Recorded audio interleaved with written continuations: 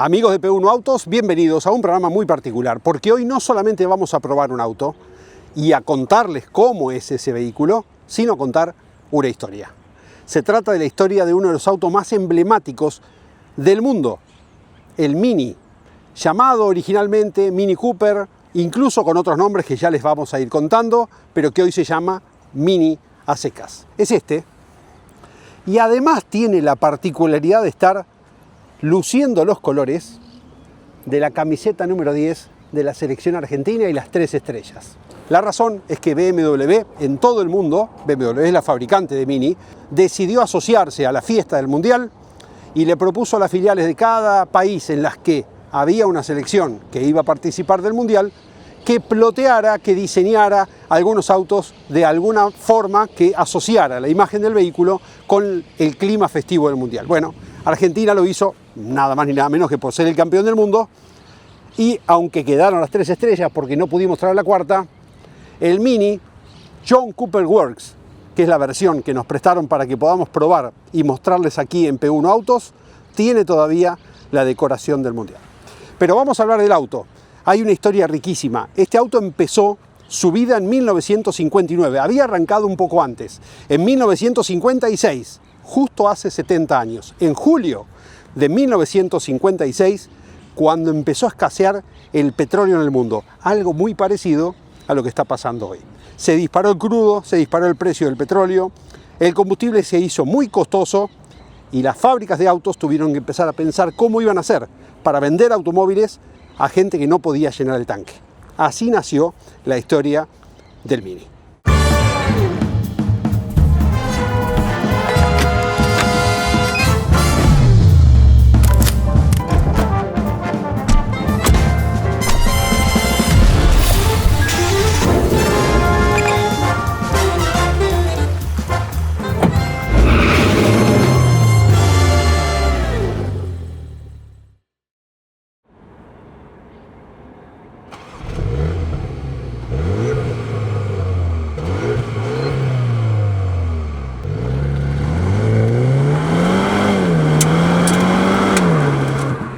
Como les habíamos dicho en la apertura, este auto, además de ser muy especial por su diseño, por sus características, por su forma de andar, por su dinámica, tiene una gran historia para contar.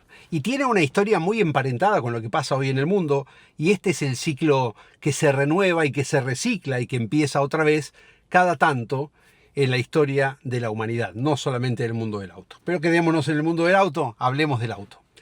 Todo empezó en julio de 1956. En aquel momento, Egipto había tomado el control del Canal de Suez, entonces una fuerza combinada de Francia, Inglaterra e Israel decidieron invadir Egipto para tomar el control del Canal de Suez. El Canal de Suez es el paso entre el Medio Oriente y el mar Mediterráneo, por el cual circula gran parte de la mercadería que va, para evitar dar la vuelta por África, que va directamente a Europa desde el Golfo Pérsico, esencialmente energía, petróleo y gas.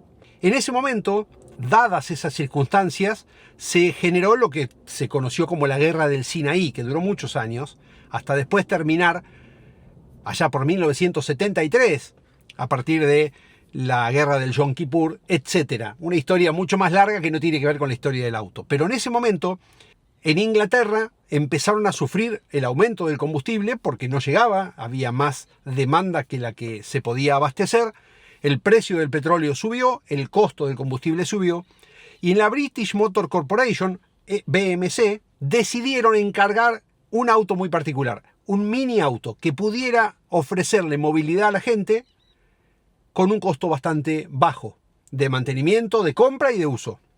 Y así nació este mini auto que es el Mini. En ese momento se llamó Austin 7, después cambiaría a Austin Mini y finalmente seguiría con otros nombres hasta llegar al Mini Cooper, que es el que hilvana la historia de este vehículo con la Fórmula 1 y que ya les vamos a contar. La consigna era hacer un auto que entre en una caja de 3 metros por 1,20 por 1,20, es decir, 3 de largo, 1,20 de ancho y 1,20 de altura, que tuviera ruedas chiquitas de 10 pulgadas, para lo cual Dunlop tuvo que hacer una goma especial porque no existía el neumático de auto de 10 pulgadas, y tenía que tener la mayor comodidad y versatilidad posible. Para esto se decidió diseñarle una suspensión independiente en las 4 ruedas, poner el motor adelante en posición transversal, algo que no se usaba en esa época. Hoy es común, todos los autos tienen motor transversal, este también de hecho, pero en ese momento no. Eran todos motores longitudinales con capó grandes y que por supuesto ocupaban mucho volumen del auto. Como este auto tenía que ser chiquito, se lo puso de motor en forma transversal. El auto tuvo tracción delantera, en esa época eran todos autos de tracción trasera, o casi todos. Recordemos que estamos hablando de 1956. Y entonces no había túnel en el habitáculo, no había problema de posición o de ergonomía para las plazas traseras, ni tampoco para las delanteras. Estaba todo el motor o el grupo motopropulsor estaba adelante, y eso permitía que, terminado el motor y la caja, el auto era auto hasta el final. El proyecto empezó a darse forma en 1957 y el auto se presentó en 1959. Mientras tanto, y esta es la parte linda de la historia, un señor llamado John Cooper, para los que saben de Fórmula 1, saben de quién hablamos, es el creador del vehículo, del auto del monoplaza Cooper, que impulsado por el motor Climax, empezó a correr con Mike Hawthorne en 1952, pero llegó a 1957 y empezó a obtener resultados. ¿Cuál era la condición de este auto tan particular? Era el primer monoposto de Fórmula 1 que tenía motor trasero, cuando todos tenían el delantero. Recordemos, en esa época corría Fangio con los motores delanteros.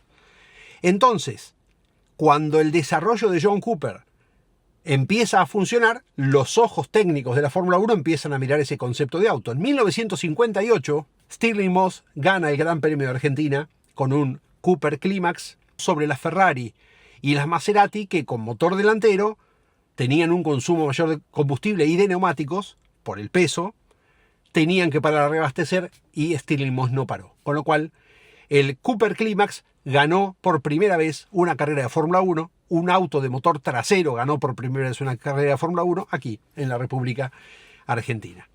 Pero John Cooper siguió, él era piloto del equipo, tuvo épocas en las que anduvo mejor, otras un poco peor, nunca era el piloto esencial o principal del equipo, que fueron básicamente Jack Brabham, campeón de 1959 y campeón de 1960 con el Cooper Climax. Y también estuvo Stirling Moss como una de las figuras del equipo Cooper de Fórmula 1. Cuando John Cooper ve el Mini Austin, o el Austin 7, como se llamaba en ese momento todavía, entendió que el concepto de auto para competición era espectacular. Era un auto bajito, con un centro de gravedad muy bajo, muy ágil porque tenía suspensión independiente en las 4 ruedas, muy liviano y tenía una potencia interesante. El primer Austin, el 7, tenía un motor de 900 centímetros cúbicos, después bajó a 850, tenía una potencia de 36 HP, caballos de fuerza, y un peso de solamente 580 kilos. Entonces, el vehículo se convirtió esencialmente en una excelente plataforma para diseñar un auto de carrera. John Cooper diseñó el Mini Cooper, con el que la marca ganó el Rally de Monte Carlo de 1964. El Rally de Monte Carlo, la clasificación total absoluta de una de las carreras más emblemáticas de todos los tiempos, y en ese momento el rally más importante de Europa y de todo el mundo. No existía todavía el Campeonato Mundial de Rally, pero sí era el Rally de Monte Carlo la prueba inaugural y la más trascendente de toda la temporada de rallies en Europa. Miren hasta dónde llegó la relación de Mini con John Cooper. El hombre que diseñó el primer Fórmula 1 con motor trasero fue el mismo hombre que vio en este auto una capacidad técnica brutal para correr en autos, para hacer carreras de turismos o de rally, y lo llevó a la victoria en el Rally de Monte Carlo, nada menos. Todo eso ocurrió en la misma época. Repito, John Cooper ganó el Campeonato del Mundo de Fórmula 1 en 1959. Ganó el campeonato nuevamente con Jack Brabham en 1960. Los dos campeonatos con el piloto australiano. Y en el 64, después de 3 años de trabajo y de victorias parciales en otras carreras menores y de buenos resultados en los rallies, logra la victoria en 1964 del Rally de Monte Carlo. La historia del Mini después continuó, un éxito de ventas en todo el mundo, porque el auto empezó a ser un llamador, un vehículo exitoso y popular, y se convirtió en un auto aspiracional, un vehículo que se puso de moda y que en esa época, cerca de entre los 60 y los 70, tenía las características del vehículo ideal para los jóvenes del mundo. En 1971, British Motor Corporation se fusiona con Leyland y crean la British Leyland. Leyland, ¿se acuerda de la publicidad del auto del Williams de Carlos Reutemann? En 1980, en los pontones decía Leyland. Bueno, esta era la marca que producía los Mini Cooper. En 1976 se llegó al 1.000.000 de unidades. Y en 1980, después de haber pasado por las versiones Mark I, Mark II y Mark III, Robert compró la compañía y se pasó a llamar Robert Austin Group. Y esa marca fue la que llevó el Mini hasta el final de sus tiempos, cuando empezó a caer la demanda porque el mundo había cambiado hacia otro tipo de autos y el Mini Cooper pasaba a ser un auto un poco obsoleto o pasado de moda. Quedó como un auto antiguo. Se fue cayendo en ventas y después de vender más de 5 millones de unidades en todo el mundo durante 25 años, el Mini desapareció del mercado. Cuando entran los años 2000, BMW Group compra Rover y con eso compra Mini. La marca Rover la descartaron en poco tiempo, dejaron de interesarse por la misma, pero sí se concentraron en Mini. Y eso fue lo que permitió que el Mini vuelva.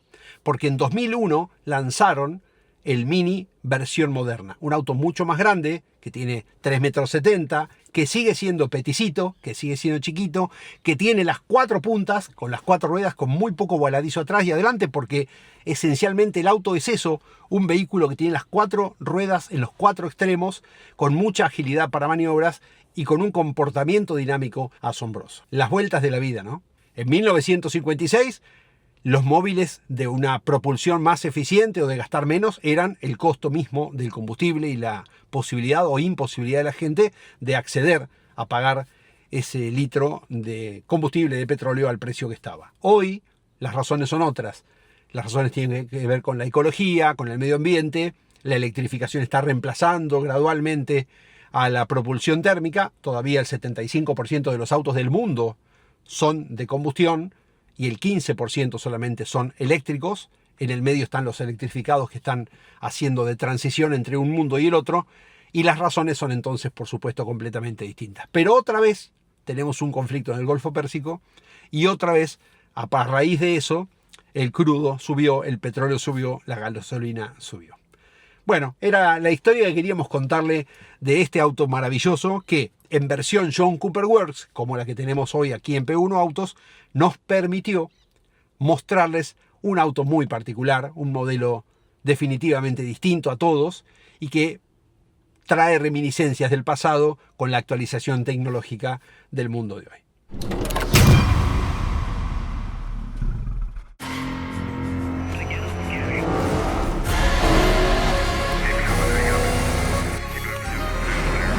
Si crees que podés y si crees que no podés, estás en lo cierto. Si estás buscando un repuesto original o alternativo para tu vehículo importado, CBM Auto. Años de experiencia. Miles de clientes satisfechos. Importador directo desde Estados Unidos y Europa. cbmauto.com. Yo, Norberto Fontana, te lo recomiendo.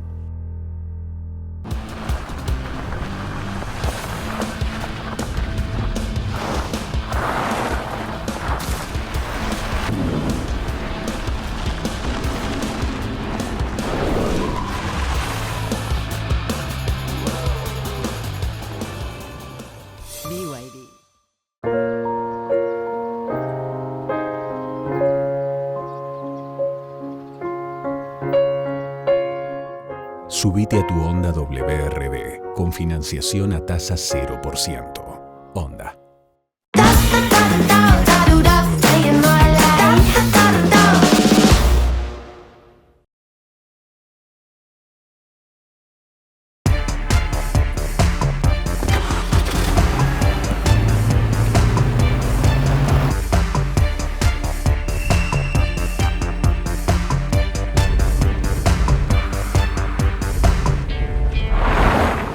Kia.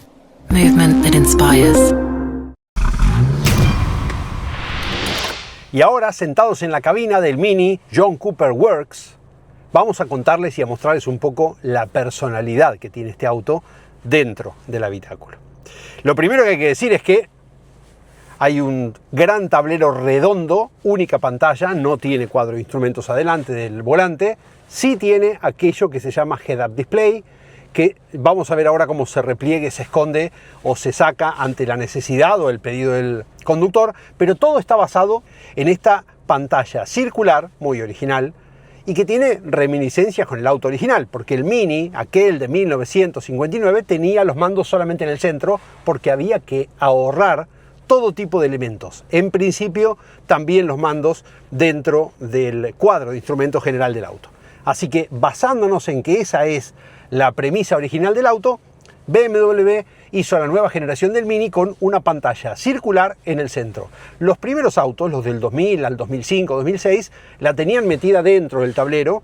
Esto ya es mucho más moderno, está por fuera, es muy finita, es realmente delgada y tiene toda la información. Lo primero que quiero mostrarles es que tiene distintas personalidades el vehículo. En este botón, esta tecla, que se llama Experiences, uno la baja y cambia de Core, que es esta función. Si va para arriba va a Go Kart. Go Kart es como la pantalla para divertirse, para hacer el auto deportivo, marca las RPM de otra forma, el consumo de combustible, la velocidad y hasta la fuerza G cuando uno va manejando. Pero volviendo a las pantallas más tradicionales, tenemos Core, que es con la que viene el auto seteado de fábrica, digamos, y que tiene este menú que va cambiando la pantalla según la función que uno quiere. Hey Mini es el asistente de voz, ahí está, de Mini, que si uno le pregunta algo, trata de resolverse. No siempre ocurre. No le he entendido. Claro, yo estoy hablando y entonces él piensa que estoy hablando a él. Pero bueno, no.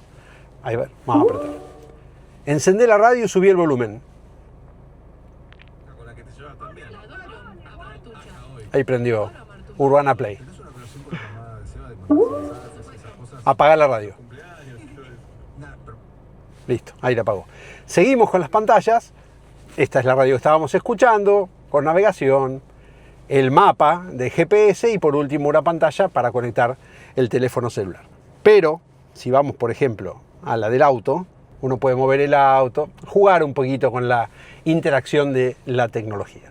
Cambiamos de pantalla, vamos al modo Green. Este es el ecológico, es para un auto en el que se use la potencia mucho menos. Después tenés el sistema personalizado que tiene flores y otro tipo de decoración. Modo Vivid.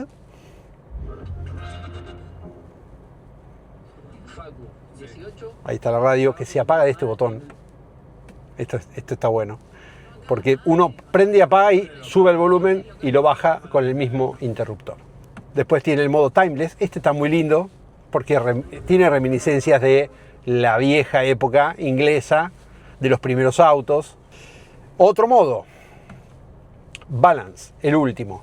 Y este es como un poco más equilibrado, no tiene ninguna estridencia y básicamente nos ofrece un entorno suave sobre el cual podemos movernos también, seleccionando en este caso la estación de radio, el navegador, la conexión del teléfono, etc. Abajo de la pantalla, esto está buenísimo. El interruptor para poner en marcha o apagar el auto es una llave, pero es una llave que está puesta en el auto, no se saca, esta llave no se retira. Uno se sube al auto y le da marcha. Está bueno. Y lo apaga del mismo modo. Para el otro lado o para el mismo repite. Esta es la caja de velocidades o el selector de marchas. Ahí está en marcha, entonces está en parking.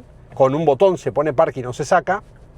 Pero el mando de la transmisión es este, directa o Sport en el caso de avanzar, o retroceso en el cual prende la cámara, que además tiene también la opción de cámara 360. Y abajo un acceso rápido a seleccionar las ayudas a la conducción, que también podés ir por la pantalla, en las cámaras para estacionar o no, podés ponerlas directamente desde acá, y por supuesto tenés cámara con asistencia, la vista panorámica trasera, la cámara 3D que nos permite también ver el auto en todas sus dimensiones, o la instalación que viene a ser como la cenital, la cámara que nos muestra el auto desde la parte superior. Y acá tiene algo interesante que es el Power. Presionando o moviendo el dedo por la palabrita Power y la línea esa punteada que tiene ahí arriba, se abre como un gran velocímetro con la fuerza o la potencia que uno le está aplicando, el nivel de combustible y la velocidad y las RPM. Y después pequeños detalles para los cuales voy a agarrar la cámara esta para mostrárselos en primer plano. El volante tiene 2 radios, pero el tercero es de tela. Esto es de tela. Bien personalizado de John Cooper Works. El logo de Mini, los accesos a la radio de este lado del volante y los accesos al seteo básicamente del control de crucero adaptativo o de todas las hadas que se manejan desde el volante de este otro lado. Atrás las luces, ahí las vemos, las luces automáticas o manuales, y lo mismo de este lado con el limpiaparabrisas delantero y trasero. ¿Y qué hay en el medio? Las levas. Y este botón que dice Boost es para que si uno lo aprieta durante al menos 3 segundos, se dispara un plus de potencia de 10 segundos con cuenta regresiva en esta pantalla principal, donde tiene un adicional de potencia. Y ahora quiero mostrarles el Head-Up Display. Vamos a apoyar la camarita acá para tener 2 miradas. Uno puede ir a pantallas, Head-Up Display, y el Head-Up Display, que es esto que está acá adelante y en el que podemos ver cómo se marca la velocidad de funcionamiento y algún adicional como el combustible o las RPM en esa pantalla que es retráctil. Uno la saca y se baja y se guarda dentro de una tapita que después se cierra prolijamente. Si uno la quiere subir, la activa y el Head-Up Display se levanta y coloca la información que queremos ver en el cuadrante. Se puede regular la altura, más bajo, más alto, según la estatura o la posición del asiento del conductor, una rotación, que quizás es para que alguien si le gusta verlo con cierta inclinación, y la luminosidad, que uno la puede bajar considerablemente o ponerla al máximo. Yo la tengo en el máximo.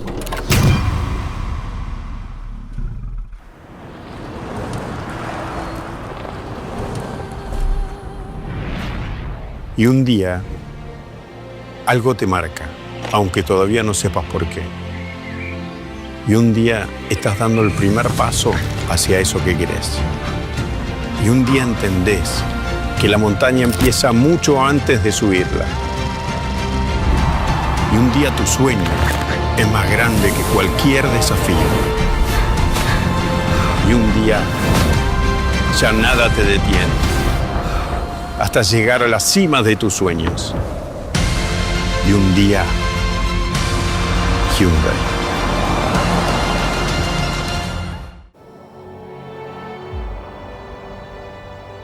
Eso es, gente. Podemos quedar en la historia. Sigamos hombro con hombro, trabajando en equipo, bancando al de al lado. Salgamos a dar hasta lo que no tenemos. Y cuando caiga la noche, tenemos que sentir que lo dejamos todo. ¡Vamos que soy!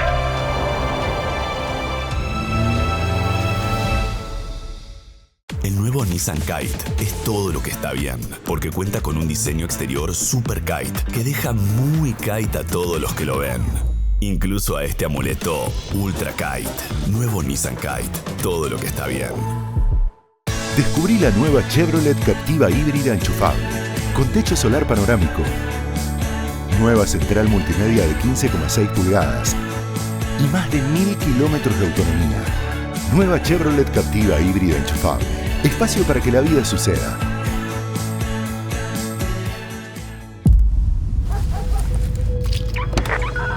Pasé mucho tiempo en el espacio. Extrañé muchas cosas de la Tierra. Las personas, la comida.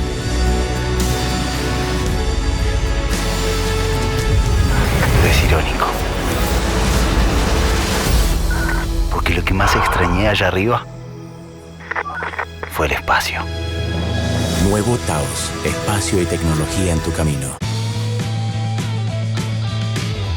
Llega un momento en el que la vida se vuelve más híbrida. En esta etapa, la clave es disfrutar el camino que elijas para todas tus versiones. Nuevo Yaris Cross. Bienvenido a tu primer Toyota híbrido. Bueno, ¿y qué les parece si para cerrar el programa nos damos una vueltita en el Mini? John Cooper Works que se vende en Argentina a un precio de $57.000, que no viene con ningún cupo porque es un motor completamente térmico. Hay una versión mild hybrid que sí viene dentro del cupo de autos exentos del arancel, pero este auto sí paga el 35% de arancel extrazona. ¿Vamos a manejar un rato? Vamos.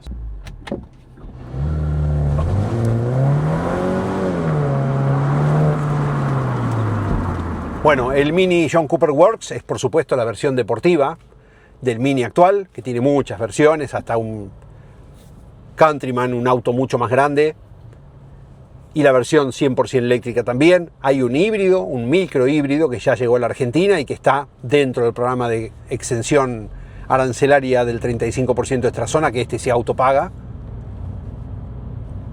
Esta es la versión deportiva y por lo tanto tiene suspensiones más rígidas, por supuesto freno a disco en las 4 ruedas, neumáticos de perfil bajo de 18 pulgadas y un comportamiento dinámico asombroso. La verdad que el auto responde a la perfección, como no puede ser de otra manera con un vehículo que mide 1,45 m de alto y 1,70 m de ancho. Tiene 3,70 de largo, 1,70 y 1,45. Con 230 caballos es un vehículo que tiene una prestación sensacional. Acelera de 0 a 100 en 6.1 segundos. Tiene una velocidad máxima de 250 km por hora. Y no le han mentido. Y representa todo eso que un amante de las carreras de autos o un amante de los autos deportivos buscan en un vehículo. Respuesta, frenado muy preciso y corto, dirección muy precisa y muy segura, una comodidad absoluta en las butacas. Estas son butacas John Cooper Works, que son específicas, pero que de todos modos tienen una sujeción muy similar a la que tiene cualquier auto de la línea de Mini. Ya probamos incluso el Cabriolet del año pasado y en ese aspecto no hay grandes diferencias. Y por si todo eso no fuese suficiente, tiene un diseño muy particular, absolutamente personal, único, icónico, imposible confundir. Representa la esencia de un vehículo que tuvo un propósito en su momento y que se convirtió en otra cosa a lo largo de su historia. Hoy es un auto deportivo, ágil, simpático, le gusta a hombres y a mujeres, a chicos y a grandes, y está acompañado, y esto no es poco, de la tecnología BMW, una de las más avanzadas del mundo. Lamentablemente en Argentina son vehículos caros, por esto que siempre comentamos, del arancel del 35% extrazona que pagan los autos importados que vienen desde otras regiones del mundo. Este viene de Europa. En el acuerdo que el Mercosur con la Unión Europea suscribieron y empezó a correr desde el 1 de mayo del año pasado, hay un cupo de 15.500 autos que van a poder entrar a la República Argentina cada año, pagando un arancel diferencial del 50% respecto al 35%, ¿no? Es decir, un 17,5% de arancel. Está en la política de cada compañía meterse o no con alguno u otro modelo. Por supuesto, BMW tiene una gama de autos muchísimo más amplia que la de Mini Cooper, o la de Mini. Uno le dice Cooper porque asocia con este auto, pero en realidad el asistente mencionó Mini Cooper y se tienta a hablarme. Ahora me va a decir que no entendí lo que le dije. Lo siento, no lo he entendido. Pero no importa. Lo que digo es que BMW tiene la posibilidad de traer mucha oferta de autos dentro de ese cupo, que como está limitado y a una cantidad de autos en total, pero además a toda la cantidad de marcas que van a querer traer vehículos, probablemente no pueda disponer de muchos autos Mini para traer. Bueno, ahora les voy a mostrar cómo funciona el boost. Esto que se presiona con la mano izquierda, con la leva izquierda para adentro, y que yo no voy a aprovechar porque estamos en ciudad y no se puede utilizar más de 60 km por hora de velocidad. Pero yo lo aprieto y miren lo que pasa. 10, 9, 8, 7, 6, 5, 4, 3, 2, 1. Se terminó el boost. Hasta ese momento yo tenía disponible una potencia adicional que el auto me permitía para tener aceleraciones más divertidas en un circuito, en un track day, en un autódromo o en una autobahn en Alemania. Es un auto que se hace en Alemania para aprovechar más potencia todavía y más velocidad. Se nos terminó el día de grabación, se baja la luz solar y tenemos que volver a casa. Tuvimos un día disfrutando esta maravilla mecánica que es el Mini John Cooper Works. Ojalá lo hayan disfrutado también. En realidad este auto se disfruta solamente manejándolo, y aunque quiera transmitirle las sensaciones a través de la pantalla, es difícil que lo puedan sentir. Solamente conocer un poco más el auto, ver de qué se trata, los detalles que tiene, que son todos muy lindos.